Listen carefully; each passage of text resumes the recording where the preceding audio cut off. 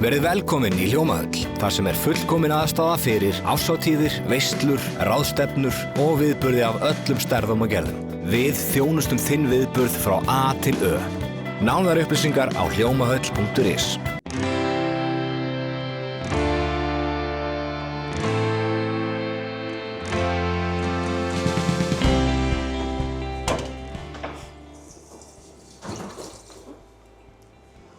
Segðu mér frá starfseminni í Fjölsmiðjunni. Já, hvað viltu vita? Bara almennt starfsemina? Já, þeir eru bara í þessari viku að fagna 15 ára afmæli. Já, við erum 15 ára sem sagt frá því að krakkarnir hófu störf í Fjölsmiðjunni. Hún var stofnuð að hausti árin áður og það var að fara í undirbúning að gera þetta húsnæði klárt. Fyrstu krakkarnir byrjuðu 17. mars 2011 og við héldum upp á það svona lítillega síðasta þriðjudag. Og það hér býðst bara krökkum að koma og komast úr óvirkni með vinnu og koma í svona reglu þar sem við erum með reglulega vinnutíma og þau taka þátt í að reka staðinn. Og hvað eru þau að gera? Sko, þau eru aðallega í því að taka á móti vörum, þrífa, hreinsa og verðmerkja. Við djúprinsum mikið, gera vörur klára til þess að selja því að nytjamarkaðurinn svona það sem heldur okkur á floti, heldur okkur gangandi. Því styrkirnir sem við fáum ekki nægir til þess að standa undir öllu kostnaði, eðlilega. Síðan erum við með sendibíla, við erum með einn bíl, stóra bíl sem á ferðinni alla daginn, alla daga. Og svo erum við minni bíl sem við notum þegar við þurfum að fara með krakkana á staði þar sem þau eru að vinna og tökum minni sendingar og slíkt með honum. Hverjir standa á bakvið Fjölsmiðjuna? Það eru sveitarfélögin á Suðurnesjum, Suðurnesjabær, Vogar og Reykjanesbær og Vinnumálastofnun og svo voru stéttarfélögin stofnaðilega líka. Og þú sagðir í pistli sem þú skrifaðir í tilefni af þessu 15 ára afmæli að það væru 400 einstaklingar sem hefðu farið í gegnum þetta prógram hjá okkur. Það er yfir 400 því ég hef ekki tekið það saman núna eftir áramótin. En það er þannig að það eru 400 frá stofnun sem hafa komið í gegn og verið í mislangan tíma. Og krökkunum sem kom hingað, þeim er vísað eða það er beðið pláss fyrir þau af sveitarfélögunum og Vinnumálastofnun. Og svo er bara misjafnt hvort þau vilja vera eða ekki, það er nú það fyrsta. Og svo hvert þau fara. Þau vinna hjá okkur einhvern ákveðin tíma. Við reynum að þjálfa þau, finna styrkleika þeirra, horfa eftir því sem er jákvætt þeirra að fara. Þetta eru allt krakkar sem hafa orðið fyrir einhverju í lífinu, það er að segja eitthvað sem var til þess að þau fóru í vanvirkni. Stundum er það ekki eitthvað stórt sem okkur finnst, en það er stórt í þeirra huga. Þetta eru krakkar sem hafa miklu meiri hæfileika en þau trúa þau hafi. Og það er okkar svolítið að laða þá fram, styrkja þau, byggja onna þeirra getu. Og svo erum við svona með cirka 7-10 á hverju ári sem fara til atvinnu, bara til út af hinn almenna vinnumarkað. Og ég fylgir svolítið með þeim svona óformlega og þau hafa samband og ég hjálpa þeim uppfæra ferilskrár og annað slíkt. Þannig að þau eru bara fungerandi eftir það, komin af bótum eða framfærslu eða slíku og eru bara þáttakendur í samfélaginu. Á hvaða aldri eru þessi einstaklingar? Þau eru frá 16 upp í 24 sem eru hjá okkur og núna erum við með svolítið ungan hóp þannig lagað, við erum með svolítið marga 16 til 18 ára. Hvað eru þau svona mörg svona að jafna þig? Á hverjum tíma? Nú eru það svona á bilinu 27 til 29 og þar af eru yfirleitt 8 til 10 í skóla, í FS eða MSS og eru þar einhvern hluti af deginu sem er þá hluti af þeirra virkni og virkni þeirra, sem sagt, ég fæ framfærsluna þeirra frá sveitarfélögunum eða þeim sem styrkja þau og breytið í laun og þá fer það bara eftir virkni hvernig mætingin er og það er oft hvatinn af því að þau halda áfram í lífinu, finna aðeins bragða peningunum en þau eru þessum bili og svo koma allir þegar ekki er skóli, þegar falla niður tímar eða frídagar eitthvað slíkt og sumrin eru allir hérna. Hvernig er svona venjulegu dagur hjá okkur? Krakkarnir eru að koma 8:30, við opnum húsið rétt fyrir 8, svona 8:28 eitthvað svoleiðis. Þau eru að koma 8:30 og við fyrir svona rólega inn í daginn og þau byrjum að vinna, gera búðina klára. Það er það sem það snýst líka, það er að gera búðin sér alltaf hrein og klár og tilbúin að mæta viðskiptavinum. Sendibílinn fer í kölku með það sem þau þurft að henda og síðan hefst bara dagurinn, síðan morgunmatur klukkan 20:10 og við reynum að hafa hans aðgáðan og fjölbreyttan því það er mjög mikilvægt að krakkar borði og komið meltingun í gang og þau bara fungera betur ef þau eru sött og sæl. Síðan opna búðin klukkan 10 og þá bara fer allt á fullt. Það er rosalega mannmargt hérna yfir daginn. Margir fastagestir sem koma, fólk sem kemur víða að líka. Og það er rosalega mikið þjálfun í því að þurfa að fara og afgreiða búðinni fyrir krakkar sem eru með félagsfælni eða einhvers konar greiningar sem geta verið staðið í vegi fyrir þeim. Og síðan þá sendibíllinn farin út, við erum að gera líka við hjól og fáum líka mikið af hjólum gefið sem við erum að laga til þess að selja. Og síðan snýst það bara það að vera við allan daginn og það verður að segja eins og svo að við erum kannski ekki alltaf að biðja svo mikið hraða eða eitthvað slíkt, en þau eru alveg ofboðslega dugleg og það er gott orð af þeim þar sem þau koma, hvort sem það heim til fólks að sækja vörur eða búslóðaflutninga eða eitthvað slíkt, eða hvort það bara afgreiðsla í búðinni. Þannig að langflest þeirra eru við störf allan daginn, nokkur eru á svona hlutastarfi í einhvern smá tíma með þeirra svona að finna sig. Og svo alltaf hádegismatur og það alltaf djús og drykkir og ávextir og keks og svoleiðis yfir daginn. Og svo bara mændu því sem upp á kemur, dagarnir eru rosalega fjölskrúðugir og það það sem gerir þetta starf líka skemmtilegt. Við vitum ekki alltaf hvað við förum út í þegar við mætum á morgni. Já, þessi verslun, hún svona stóri pósturinn hjá okkur. Hvernig eru svona þessar vörur að berast ykkur og þessi munir sem þið eru að selja? Sko, við búum náttúrulega við þann góða kost að hér á Suðurnesjum lætur fólk vörurnar renna til okkar og við sækjum til þeirra. Og ef þess þarf, þá sækjum við stærri húsgögn og stærri muni. Svo fólk rosalega duglegt bara að koma yfir þennan tíma sem við erum að taka mótið frá 10 til 3. Og það það sem við lifum á, það þessi nytjamarkaður og það sem við kringum hann. Eins og ég segi, við erum með ofboðslega flottar vörur og ég vil meina að við erum með hreinasta og flottasta nytjamarkað í Íslandi. Ég fer í það á alls staðar sem ég kem og krakkarnir leggja sig virkilega fram og það eitt sem að líka gerir þetta ennþá skemmtilegra að þá finna þau metnaðinn í því að leggja sig fram og fá tilbaka gott viðhorf frá fólki. Þetta bara skápurinn sig á ömmu? Já, þetta ekki svona vinsæl söluvara en ef þeir eru góðir þá svona fara þeir svo sem. En þetta var öllum heimilum einu sinni. Og núna eru svo bara Kallax skáparnir úr IKEA, þeir eru öllum heimilum. Já, Kallax og Besta, það selst líka mjög vel hjá okkur. Þannig að það bara misjafnt hvað fólk vill og eftir hverju að leita. En nú eins og sér þetta, hérna restin af páskavörunum, við erum búin að safnast frá síðustu páskum og það var sett fram og það náttúrulega bara mokaðist út. Þá svona páskamarkaður eins og jólamarkaður? Ekki þannig, við bara ákveðum einn daginn, setjum þetta fram í dag og þá bara færsla dagsins full af myndum af páskadóti. Það einhvern veginn svona meira af jólaskrauti? Já, það mikið meira. Svo erum við líka að safna Halloween-dóti og fyrir Valentínusardaginn reynum að hafa þetta svona það sem að höfða til fólk, geymum alla eins og fyrir Valentínusardaginn vorum við mikið að skarti og hjörtum og slíku. Þannig að það náttúrulega bara til að auka umfangið og bara mæta fólki. Og þeir eru jafnvel ódýrari heldur en svona þekktir markaðir? Við förum alltaf í svona verðsamanburð þar sem við kíkjum svona, við reynum allavega að vera á pari við þá en helst ekki dýrari. En það náttúrulega þarf líka að meta hlutina eins og þeir eru. Við fáum mjög flotta hluti og þá þurfa þeir náttúrulega að kosta.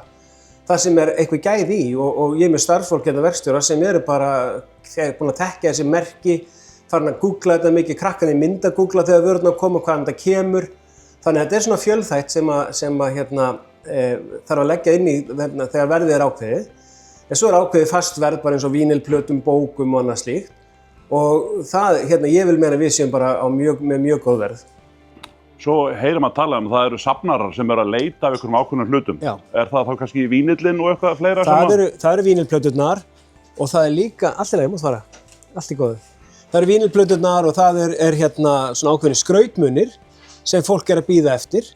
En svo líka fólk svolítið að tengja við minningar sem að sér eitthvað gamla muni úr æsku eða eitthvað slíkt. Eitthvað bollastell eins og mamma átti eða eitthvað slíkt. En það svona, flestir eru sem eru að þeir eru að leita einhverju ákveðnu. Eins og með bækur þeir eru að bíða eftir ritsöfnum eða einhverju slíku. Best ykkur ekki alveg rosalegt magna bókum? Okkur best rosalega mikið magna bókum. Við erum aðeins búin að stemma stigu við því vegna þess að þær seljast ekki nema brota því sem við fáum.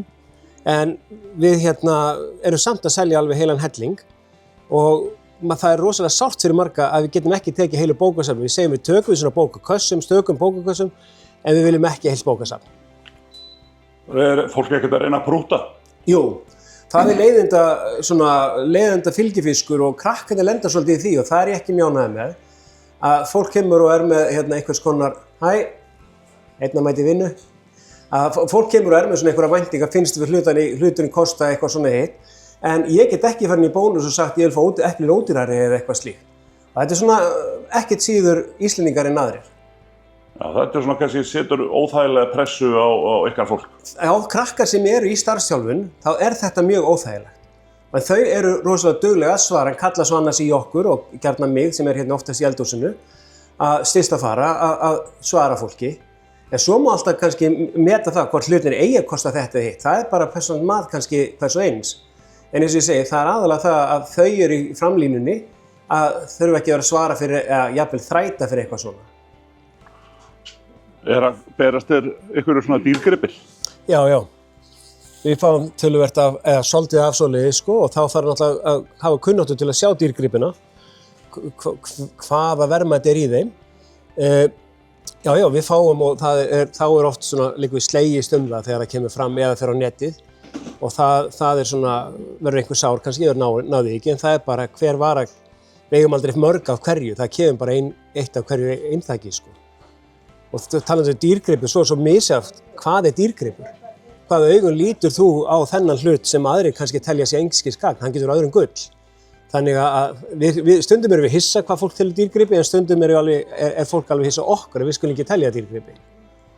En eins og í Vínirlum, það eru til dæmis sjaldgæfir hlutir sem að koma og þið kannski endilega áttu ykkur gráði og það plata hérna sem bara til sölu kannski 100 kall en hún 20.000 virði hjá þeim sem að þekkja til. Já, og þessin erum við rosa duglega að reyna að fylgjast með þegar svona umfjöllun eitthvað slíkt.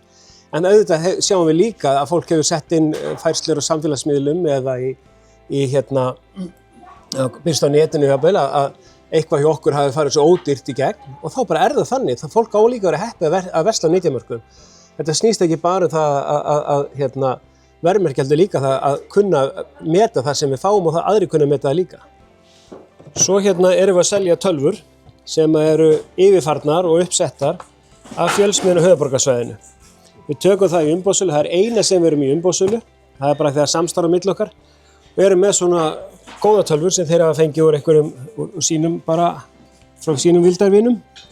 Hvað borgar maður fyrir fartölvu í dag? Þær eru hjá okkur núna frá 30 upp í 45.000, allar uppsettar með Windows 11 og það ábyrgð á þeim, þannig ef eitthvað gerist þá sendum við þær aftur til Fjölsmiðjunni á höfuðborgarsvæðinu og annarkvort fær fólkið tölvuna lagaða eða að fá nýja tölvu.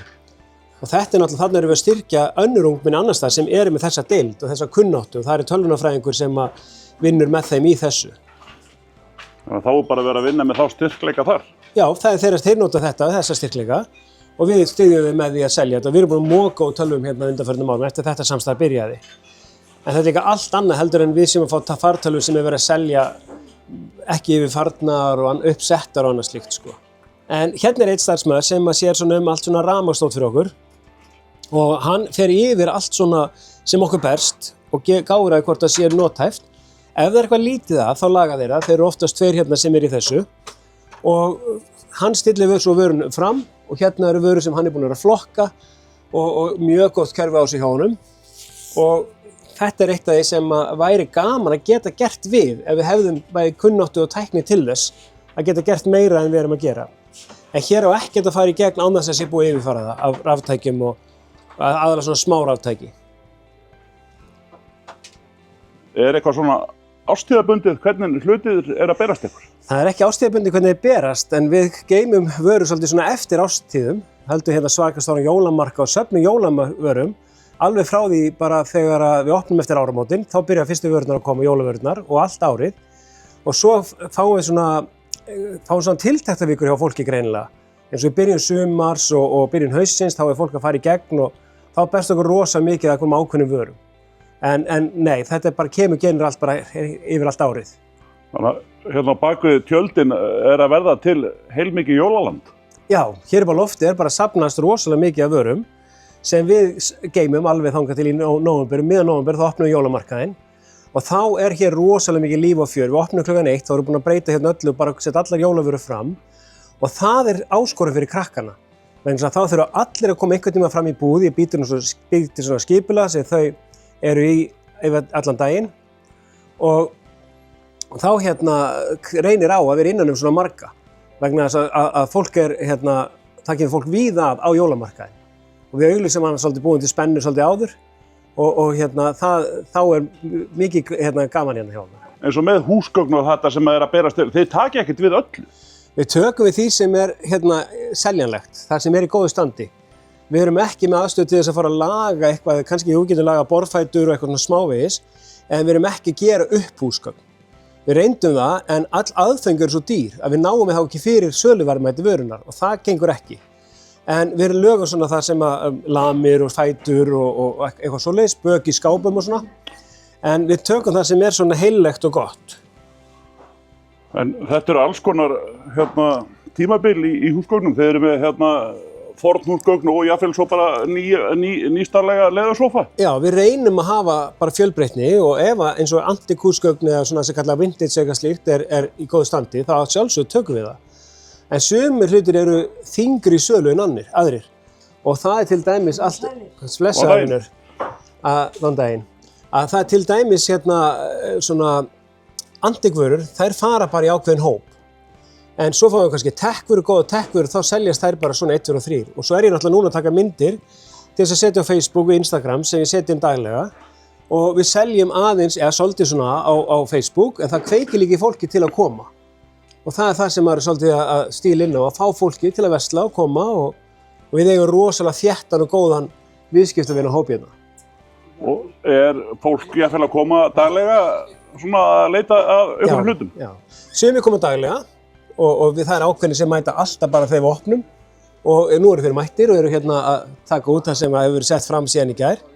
Sumir koma 2 dag, 3 dag og svo fólk sem kemur svona eftir því hvaða vörur eru til. Þú nefndir áðan við mig hjólaviðgerðir. Já. Það meira yfir sumartímann eða það allt árið? Já, það lítið í veturinn, það aðeins. En við erum með svona lítið hjólavestæði, en ekki alltaf hanga bara. Jú, gerum það.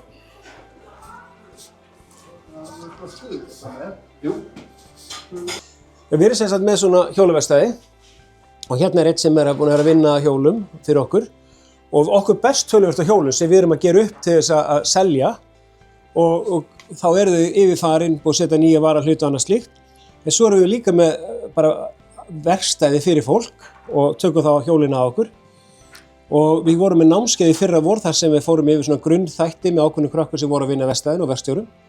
Og það styrkti okkur helling og eins og spurður áðan hvort að vera aðili við sumartíma, það að byrja núna mest að koma inn hjól, undirbúið fyrir sumar, búið góður vetur, svo aðeins núna í kuldanum þegar dregið úr því.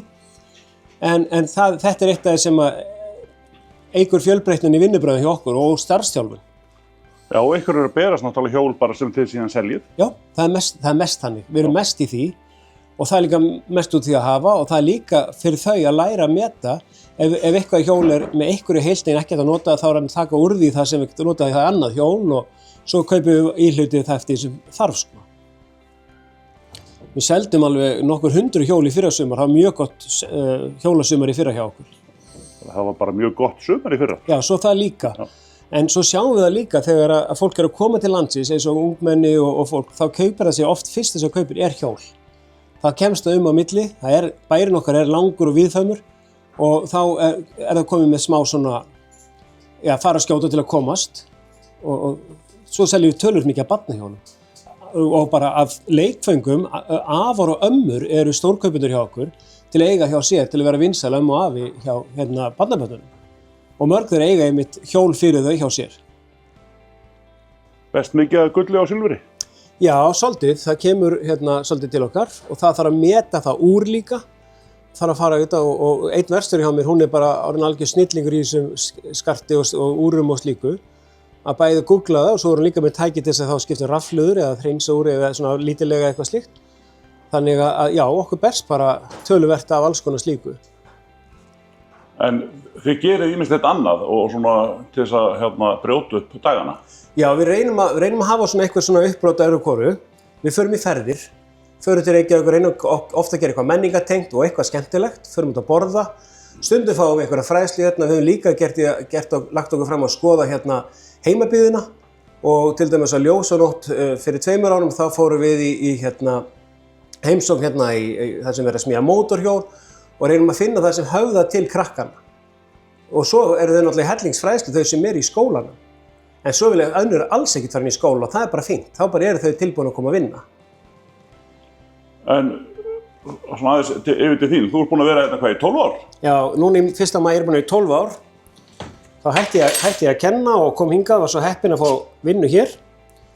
Og þetta er bara orðið hálfgerð lífstíl að vera í fjölsmiðjunni og margir halda að maður eigi þetta. En það er með svona starfi eins og mörg önnur að maður þarf að gefa allt í þetta til þess að það blómstri. Hvernig svona fannst þér að koma hérna í upphafi? Mér fannst það rosalega áskorun. Þetta var ólíkt því sem ég hafði gert. Ég hafði nú kennt við ýmsar ólíkar aðstæður. Ég rak skólabúinn á Reykjum í 7 ár, þannig ég var svona vanur að fjölbreytileikanum og allir slíku. En það sem ég sá bara strax að við verðum að mæta hverjum einum þar sem hann er. Og það er það sem er útgangspunkturinn. Það er ekki verslunin eða sendibíllinn eitthvað slíkt. Það eru krakkarnir. Þau eru þar sem virkilega við erum að vinna með og horfa til að koma þeim áfram. Það var eitthvað sem ég brann fyrir og ég fór í kjölfarið að læra markþjálfun, þannig ég geti nýtt þá tækni þegar við þurfum að taka á málum. Það er eitt sem ég hafði með mér því ég kom hingað, það var það að ég hef alltaf verið góður að setja svona skýra ramma og þegar að rammin er skýr að þá líður fólki betur og það leitar oft þá bara í öryggið í honum. En svo geta allir hagað sér alls konar innan rammans en rammin á að vera skýr og það er það sem að fólk talar að því rammin er skýr að þá eru það krakkarnir að blómstra í til þess í afgreiðslunni. En þetta er bara þess fjölbreytt og ég held alltaf að ég sé búin að sjá allt sem til í veröldinni en það kemur alltaf eitthvað á manni óvart og það er það sem er skemmtilegt við þetta, maður veit ekki út í hvað maður er að fara á mótni. En svo, eins og hingað koma einstaklingar og svo bara svona klára þér sitt prógram hérna og fara út í lífið og þú ert eitthvað að fylgjast með þessu fólki? Ég reyni að vera í svona sambandi við þau og þau eru duglega uppfræðandi. Ég hef ekki farið út í eitthvað svona að vera með eitthvað svona opinbert fylgjast með þeim eða fá eitthvað niðurstöðutölur eitthvað slíkt. Heldur meira þetta þel sem þau eru vön hérna, maður sé svona föðurlegt þel að maður viti afdrifið þeirra og þau eru duglega að koma hingað og segja maður fara breytingum í sínu lífi þegar það eru að skipta vinnu, þá kannski kem ég að mig til að uppfæra ferilskrána eða nota mína tengiliði til að komast áfram í vinnu. Já, og þau eru bara, við eigum rosalega margar sögur þegar við ferum bæinn og þar sem að kemur, að þá eigum við hluta sögu þessara krakkar sem hafa náð að byggja sig upp og skapa sér framtíð þar sem að þau vonuðu kannski ekki, þorðu ekki að vonast eftir að hún yrði svona góð. Og það eru þessi sigrar sem að skipta máli.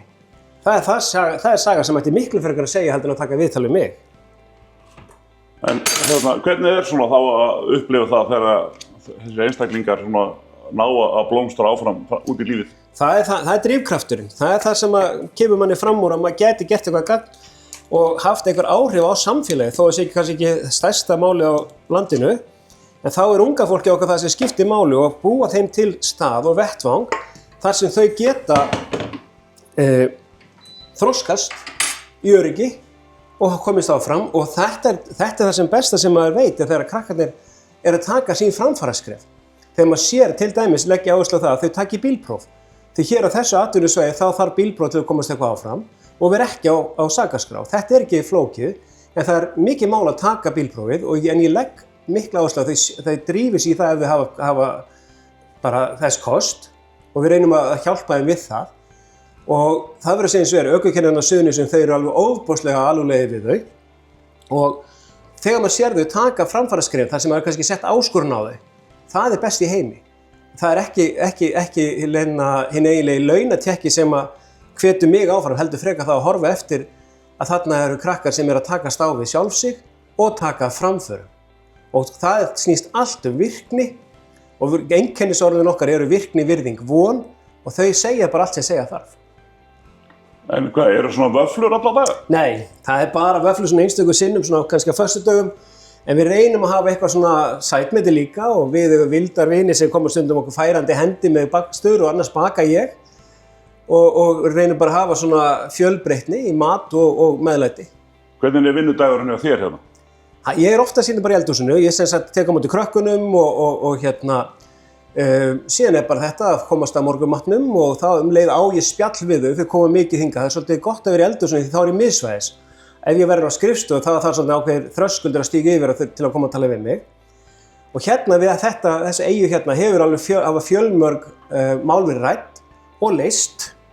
Og það það sem dagurinn minn gengur út á. Og svo náttúrulega maður bara að sinna viðskiptavinum, sinna tölvunni, tölvupóstum og bara fylgjast með, gangum svæðið, taka því sem upp á kemur. Og svo náttúrulega maður líka í svona undirbúa bókhald, maður með fjárreiður og annað slíkt. Þannig að dagurinn minn rosalega fjölbreyttur og stundum ég bara komin inn í Reykjavík eða inn í Hafnarfjörð skuttleik komin inn í ökuskóla 3 eða eitthvað sem maður þann daginn. Það bara brugðist við því sem þarf að gera hverju sinni. Þú nefndir áðan að þetta fé sem ykkur úthlutað, það dugur nú varla til, þannig að þið þurfa að vera duglega að selja það sem best í búðina. Já. Þarf kannski hið opinbera og svona þeir sem koma að þessu að gera aðeins betur? Sko, mér finnst að ríkið gera betur vegna þess að við það margir sem hér, það að fara í gegn hjá okkur, sem í skóla af því við erum að halda utan um það. Ég inn í þeirra málum. Og af því þau fá laun fyrir að vera í skólanum, það drifkraftur og þá með betri mætingu, þau ekki að skrópa sig út og ríkisstyrkirnir hafa ekkert hækkað til margra ára.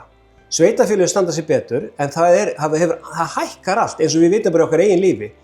Og bæði eins og húsaleigan, launin og annar kostnaður allur hefur hækkað, þannig að maður þarf virkilega að halda í allt saman. Og þessu ég hér að stjórna eldhúsinu og stundum eru krakkarnir aðstoða mig við ýmislegt. En ég til dæmis sér alveg innkaupin sjálfur, bara til þess að vera með puttan á púlsunum í hvað þetta fer. Og svo eru svona ákveðnir hlutir sem maður ræður ekki umfanginu eins og bara húsaleigan eða kostnaðurinn núna, kílómetragjaldið, dísellinn á bílana og allt þetta. En við reynum, og ég reyni að leggja mig fram með það, að halda vel í þannig að við eigum alltaf fyrir árinu. Þú sagði mér áðan í kaffihlénu að þú væri nú örugglega inn á flestum ef ekki öllum gefins síðum á netinu. Já. Og það svona ákveðin saga bak við það. Þú sér hluti sem eru auglýstir gefins og svo enda þeir hérna. Það bara þannig að mann náttúrulega kannski að horfa á þessa sölusíðu til að vita verðgildi sem aðrir að meta. En við sjáum svolítið mikið þegar við að selja vörur að það kannski hangaðar inn í einhverja 2-4-6 daga og svo haft samband hingað hvort við viljum sækja það. En þá fólk líka oft búið að vera bara þreytt á því. Það einhverjir sem ætla að kaupa hlutinn og kom ekki að ná í hann. En þá getum við komið á sendibílnum og það ákveðin þjónusta sem margir kunna vel að meta við okkur að við getum losað við hlutina. Því það líka kostnaður að koma sér frá sér. Það aðeins að færa með þetta? En á sama hátt þá líka þið ekkert að bjóða upp á það að fólk geti hringt hérna inn og pantað hjá okkur ákveðna hluti. Fólk verður það bara fyrstu kemur, fyrstu fær. Já, það akkurat mottóið. Fyrstu kemur, fyrstu fær. Við gáumst upp á því. Vegna þess að við náum ekki að halda utan um það. Þetta það mikið umleikis. Og það heldur ekki sanngjarnt að einhver geti bara verið búinn að panta eitthvað. Meðan aðrir í búðinu á sama tíma. Þannig að þetta bara fyrstu kemur, fyrstu fær og það verður bara að vera þannig. Hvernig sérðu starfið hérna þróast í framtíðinni? Sko, nú fjölsmiðjun orðið 15 ára og ég búinn að vera hérna í 12 ár og á þeim tíma sem ég búinn að vera hérna hefur salan margfaldast og krakkafjöldin hefur tvöfaldast. Það voru 13-14 krakkar hérna fyrir 12 ára þegar ég byrjaði. Þörfin hefur ekki minnkað. Það alveg á hreinu og það þarf að vera til svona staðir þar sem fólki mætt að finnur sig sinn tilgang og finnur sig öruggt. Þannig að ég held að ef eitthvað þá þarf ennþá frekar í öllu þessu umtali unga fólkið, skólamálin og allt þetta og líka fjölbreytileika vegna þess að við erum með töluvert af erlendu krökkum hérna sem koma bæði sem börn án fylgdarmanns og fleira og þá held ég að fjölsmiðjan og fjölsmiðjurnar og slík úrræði sé það sem að þarf að vera, mæta krökkum sem til dæmis í skólaforðum sem að byrja oft bara á yngri stigum í grunnskóla. Þannig að við þurfum að ná þeim inn. Við viljum ekki einhver brenni inn heima á sér, bara stoppi þar. Við viljum að unga fólki okkar verði hluti af samfélaginu og beri samfélagið uppi eins og við hin.